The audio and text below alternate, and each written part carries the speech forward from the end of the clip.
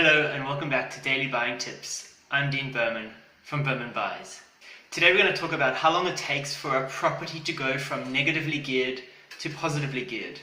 Firstly, most properties are negatively geared when they start out. This simply means you spend more on the property than you receive in income. The opposite of negatively geared is positively geared, meaning the property effectively pays you to hold it, i.e. you receive more rent or more income than you spend on the expenses to hold the property.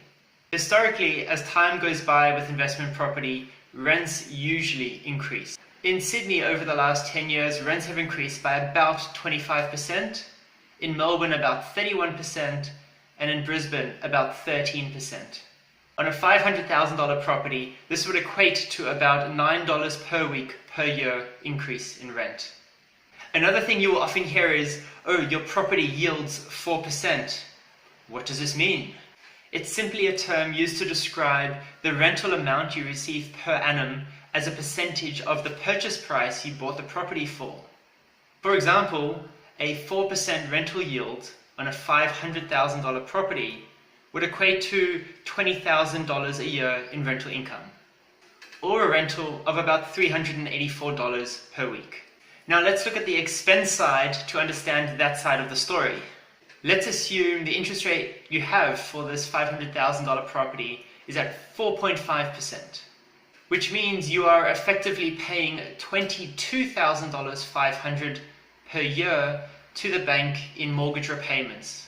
This means that you are $2,500 out of pocket, or roughly $48 per week, compared to how much you're receiving in income at the 4% yield of $20,000 a year.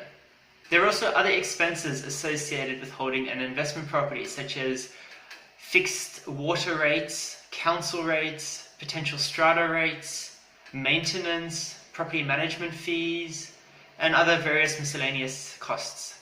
For simplicity, let's assume all these extra costs amount to about $5,000 a year.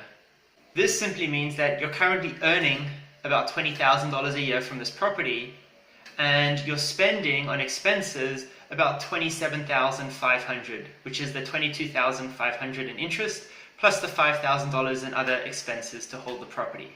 Therefore, you're currently about $7,500 per year out of pocket, which works out to be about $144 per week.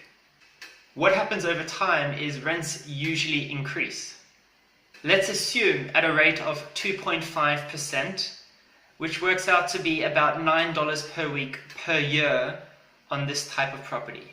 Here's a quick diagram I've done up to show you how the amount that you're spending out of pocket reduces over time. So as you can see, in year one, you're spending about $144 out of pocket in expenses, which if you're increasing your rent by $9 per week per year, will drop down to $135, then $126, and so on and so forth, until it gets to equilibrium in year 17, and it gets into positive territory in year 18. The things that can affect the cash flow of a rental property are particularly interest rates. These can go both up and they can go down. And also rents. Rents can go through periods of vacancy and they can go up, and obviously they can also go down. The figures that I've used in this example are purely for your understanding. They're not real life figures. I've tried to use some degree of analysis, but more so for your understanding and to help you understand how a property can go from being negatively geared to positively geared over time.